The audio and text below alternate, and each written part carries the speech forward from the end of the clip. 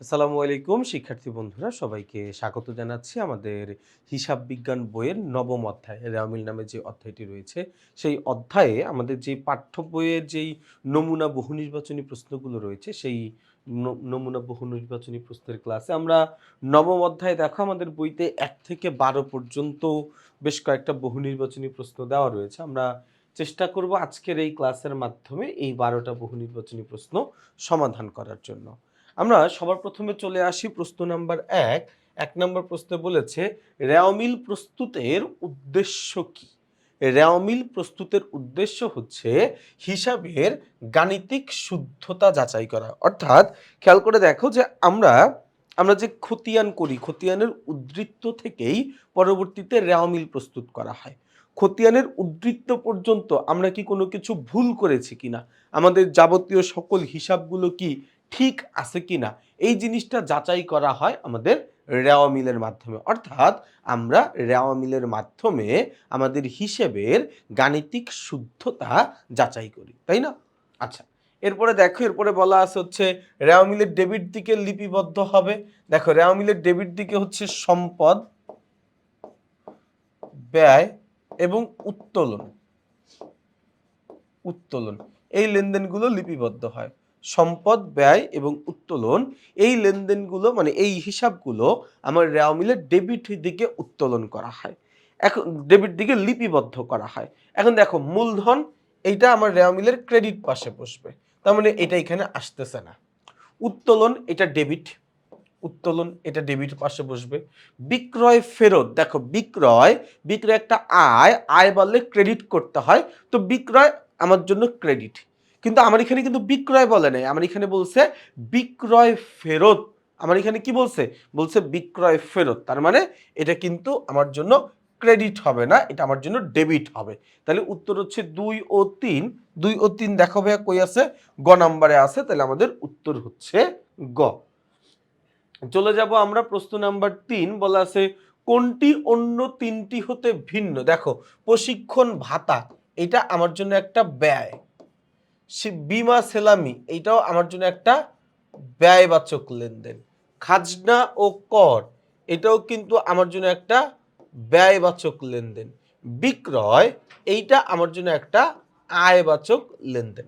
তাহলে কোনটা ভিন্ন? এই চারটার মধ্যে কোন তিনটা ভিন্ন জাতীয়, মানে কোনটি তিনটা হইতে ভিন্ন? আমি এখানে দেখতে পারতেছি সবগুলা আমার জন্য ব্যয়, শুধুমাত্র বিক্রয় এটা হচ্ছে আমার জন্য একটা আয়। আচ্ছা, এরপরে আমাদের ৪ নম্বর প্রশ্নে কি বলেছে দেখো, বলা আছে রেওয়ামিলে অন্তর্ভুক্ত হবে। দেখো, কিছু কিছু জিনিস রয়েছে, মানে কিছু কিছু লেনদেন বা কিছু কিছু এন্ট্রি রয়েছে যেগুলো হচ্ছে কখনোই আমার রেওয়ামিলে অন্তর্ভুক্ত হয় না।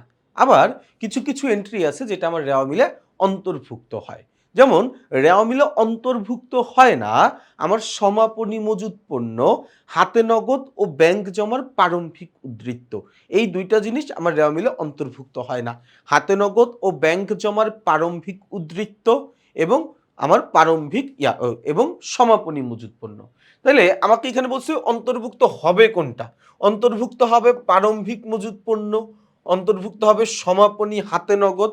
অন্তর্ভুক্ত হবে না সেটা হচ্ছে প্রারম্ভিক হাতে নগদ, আমার প্রারম্ভিক ব্যাংক জমা, আমার অন্তর্ভুক্ত হবে না হচ্ছে সমাপনী মজুত পণ্য। সমাপনী মজুত পণ্য এই জিনিসগুলো আমার অন্তর্ভুক্ত হবে না। তাহলে উত্তর কি ১ ও ৩? ১ ও ৩ কোথায় আছে? খ নাম্বারে, তাহলে আমাদের উত্তর হচ্ছে খ।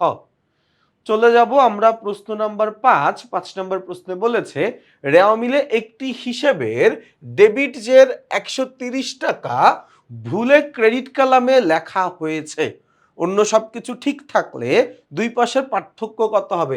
১৩০-এর দ্বিগুণ ২৬০ টাকা। কিভাবে? খেয়াল করে দেখো। দেখো, আমার রেওয়ামিলের বাকি সবকিছু ঠিক আছে, আমি একটা ডেবিট পাশের হিসাবকে ভুল করে ক্রেডিট পাশে লিখে দিছি। মনে করো আমার এরকম ছিল মনে করো এটা হচ্ছে আমার ডেবিট পাশ, এটা হচ্ছে আমার ক্রেডিট পাশ। আমার মনে করো যে ডেবিট পাশে উদ্ধৃত্ত আছে, মনে করো একটা আছে ২০০, একটা আছে মনে করো যে ৩০০, এটা হচ্ছে ডেবিট পাশ আর এটা হচ্ছে আমার ক্রেডিট পাশ। একটা উদ্ধৃত্ত আছে ২০০, একটা আছে ৩০০, একটা আছে ৭০০। হ্যাঁ, এরকম উদ্ধৃত্ত দেওয়া আছে। আমার এই পাশে মনে করো যে আমার উদ্ধৃত দেওয়া আছে, মনে করো একটা দেওয়া আছে হচ্ছে 100 টাকা, একটা দেওয়া আছে মনে করো যে হচ্ছে 600 টাকা,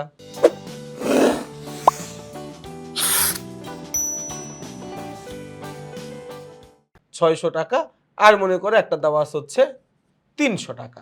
ঠিক আছে, এখন দুই পাশ কিন্তু এখনো মিলে নাই। দেখো এই পাশে আছে হচ্ছে আমার 1200, এই পাশে আসে হচ্ছে আমার 1000। হ্যাঁ, এখন আমার এই 200 টাকা মানে 200 টাকার একটা লেনদেন যদি আমার ক্রেডিট পাশে বসে যায়, তাহলে এখন দুই পাশ চেক করলেই 1200 ঠিক আছে।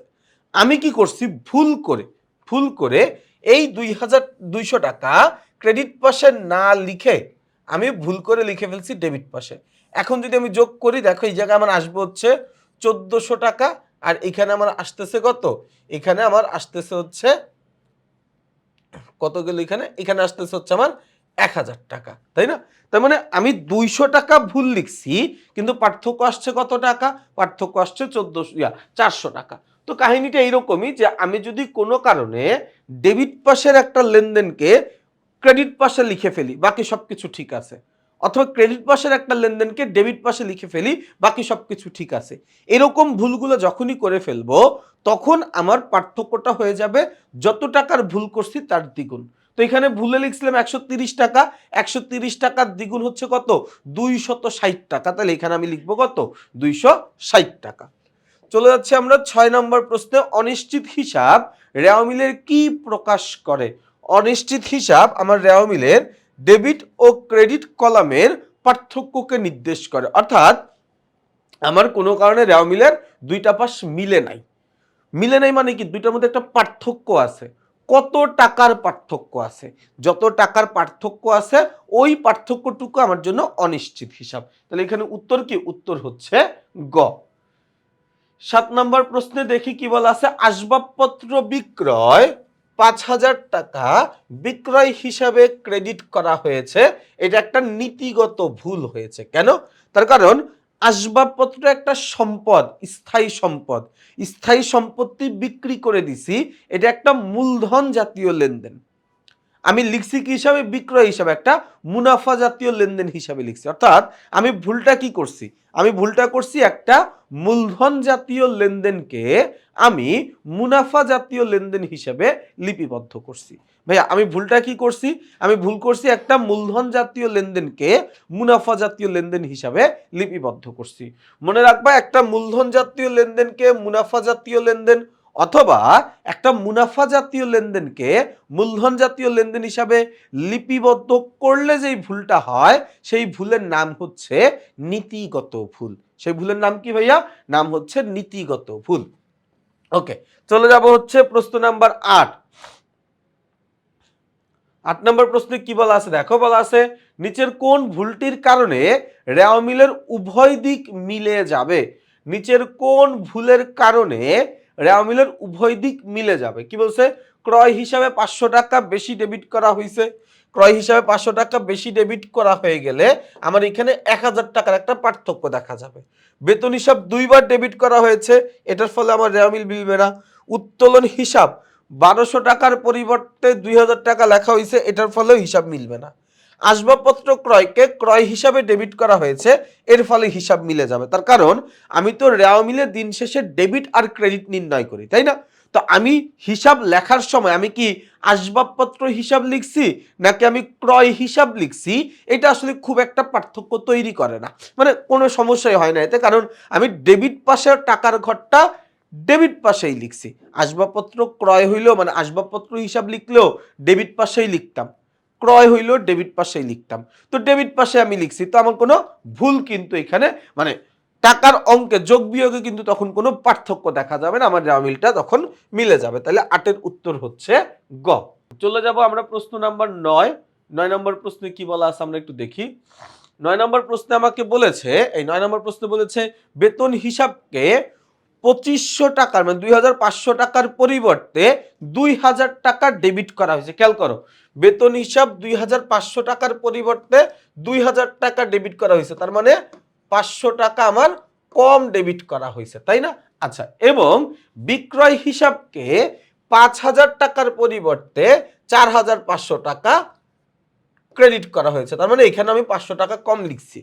দেখো, ডেবিট পাশেও 500 টাকা কম লিখছি, ক্রেডিট পাশেও 500 টাকা কম লিখছি।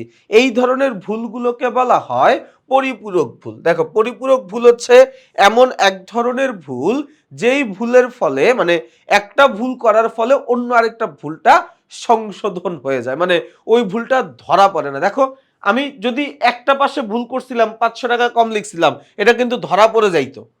আমি কি করছি, পরবর্তীতে গিয়ে আরো একটা ভুল করছি, ওইখানে সেম একই টাইপের ভুল করছি, মানে এমন একটা ভুল করছি যেই ভুলের ফলে আগের ভুলটা কাটাকাটি হয়ে গেছে। বোঝা গেছে আমার কথা? তাহলে এখানে উত্তর কি? উত্তর হচ্ছে ঘ। চলে যাব আমরা আমাদের প্রশ্ন নাম্বার 10 নম্বর প্রশ্নে বলেছে যে ভুলের কারণে অনিশ্চিত হিসাব সৃষ্টি হয় তা হলো, যেই ভুলের কারণে আমার অনিশ্চিত হিসাব তৈরি হয় সেটা সেই জিনিসটা আসলে কি? দেখো, আসবাবপত্র ক্রয় 45,000 টাকা ক্রয় হিসাবে ডেবিট করা হয়েছে। এটাতে আপাত দৃষ্টিতে কোনো অসুবিধা নেই, কারণ আসবাবপত্র হিসাব ডেবিট পাশেই বসতো। আমি ক্রয় হিসাবে লিখলেও টাকার অঙ্কটা আমি ডেবিট পাশেই লিখছি। তো এতে করে কোনো ভুল কিন্তু আমার হয় নাই, মানে ভুল হয় নাই বলতে অঙ্কে মানে নীতিগত একটা ভুল হয়েছে, বাট আমার যোগফল নির্ণয়ে কোনো ভুল হবে না তখন। এরপরে কি বলছে, পণ্য ক্রয় 10,000 টাকা ক্রয় হিসাবে ক্রেডিট করা হয়েছে। এটা একটা ভুল করছে, এই ভুলের ফলে রেওয়া মিলের পার্থক্য তৈরি হবে, অনিশ্চিত হিসাবের সৃষ্টি হবে। এরপরে কি বলছে, আসবাবপত্র মেরামত 2,000 টাকা আসবাবপত্র হিসাবে ডেবিট করা হয়েছে কত, 20,000 টাকা। এই যে টাকার অঙ্কে ভুল করে ফেলছে। আসবাবপত্র মেরামতকে যদি আসবাবপত্র হিসাবে লিখতো, 2,000 টাকায় লিখতো, তাহলে অসুবিধা ছিল না, কারণ আসবাবপত্র মেরামতও ডেবিট, আসবাবপত্র হিসাবও ডেবিট, এটাতে কোনো অসুবিধা ছিল না। কিন্তু সে কি করছে, 2,000 টাকার পরিবর্তে 20,000 টাকা লিখে ফেলছে। তাহলে এই দুইটা আমার কি করবে, অনিশ্চিত হিসাব সৃষ্টি করবে। উত্তর কি 2 ও 3? 2 ও 3 কোথায় আছে? গ নাম্বারে। তাহলে আমাদের উত্তর হচ্ছে গ। চলে যাব আমরা 11-12 জন্য একটা উদ্দীপক পড়বো। বলা আছে জাফরিন অ্যান্ড সন্সের হিসাব রক্ষক 3,000 টাকা, 6,000 টাকা ও 9,000 টাকার তিনটি হিসাবের সাথে প্রদত্ত বা প্রাপ্ত লেখা না থাকায় রেওয়া মিলের ক্রেডিট দিকে লিখলেন, ফলে রেওয়া মিলে অমিল দেখা দেয়। আচ্ছা, দেখো কি কি লেনদেন ছিল। একটা ছিল হচ্ছে 3,000 টাকা, 3,000 টাকা, একটা ছিল হচ্ছে 6,000 টাকা, একটা ছিল হচ্ছে 9,000 টাকা। তিনটা যোগ করলে কত? 18,000 টাকা। তিনটা লেনদেন ছিল। তিনটা লেনদেনের পাশে প্রাপ্ত বা প্রদত্ত এসব কোনো কিছু ছিল না। না থাকার ফলে সে কি করছে, সে ক্রেডিট দিকে লিখে ফেলছিল, এবং ক্রেডিট দিকে লেখার ফলেই রেওয়া মিল একটা অমিল দেখা দিছে। তার মানে আমরা যেটা বুঝতেছি যে এগুলো আসলে হওয়ার কথা ছিল ডেবিট, কিন্তু প্রাপ্ত বা প্রদত্ত এসব কিছু না থাকার কারণে হিসাব রক্ষক ওইটাকে ডেবিট পাশে লিখে ফেলছিল, তাই না? তাহলে এইখানে যে ভুলটা হইল, কত টাকার ভুল? 18,000 টাকার ভুল, তাই না? এক পাশের হিসাব অন্য পাশে চলে গেলে ভুলের পরিমাণ দ্বিগুণ হয়ে যায়, তার মানে তখন হয়ে যাবে কত? 36,000 টাকা। তাহলে উত্তর হচ্ছে গ, 36,000 টাকা। উত্তর হচ্ছে গ, 36,000 টাকা। ওকে।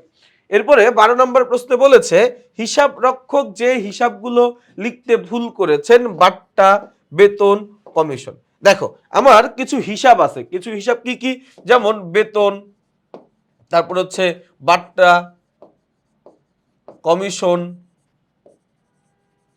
ভাড়া। এই হিসাবগুলোর পাশে যদি প্রাপ্ত প্রদত্ত কোনো কিছু না বলা থাকে, তাহলে ধরে নিতে হবে এগুলো প্রদত্ত। প্রাপ্ত প্রদত্ত কোনো কিছু বলা নেই, জাস্ট বলা আছে বেতন, শুধুমাত্র বলা আছে বাট্টা, শুধুমাত্র বলা আছে কমিশন, শুধুমাত্র বলা আছে ভাড়া। প্রাপ্ত ভাড়া না প্রদত্ত ভাড়া, প্রাপ্ত কমিশন না প্রদত্ত কমিশন, প্রাপ্ত বাট্টা না প্রদত্ত বাট্টা, প্রাপ্ত বেতন না প্রদত্ত বেতন, এসব কোনো কিছু বলা নাই। তার মানে ধরেই নিতে হবে এটা একটা ব্যয়, অর্থাৎ প্রদত্ত বাট্টা, প্রদত্ত বেতন, প্রদত্ত কমিশন, প্রদত্ত ভাড়া, এই জিনিসগুলো ধরে নিতে হবে। তাহলে উপরে হিসাব তিনটাই ছিল, তাহলে উত্তর কি? উত্তর হচ্ছে 1, 2, 3, অর্থাৎ ঘ নম্বরটা হচ্ছে আমাদের জন্য উত্তর। কথাটা কি বোঝা গেছে ভাইয়া? তাহলে খেয়াল করে দেখো, আমাদের নবম অধ্যায় রেওয়া মিল, এই অধ্যায়ে যে কটা বহু নির্বাচনী প্রশ্ন ছিল আমরা সবগুলো প্রশ্নই আলোচনা করে ফেলেছি ইনশাআল্লাহ। তোমাদের সবার সাথে পরবর্তী ক্লাসে আবার দেখা হবে। সেই পর্যন্ত সবাই ভালো থাকবা, সুস্থ থাকবা, আমার জন্য বেশি করে দোয়া করবা। আসসালামু আলাইকুম।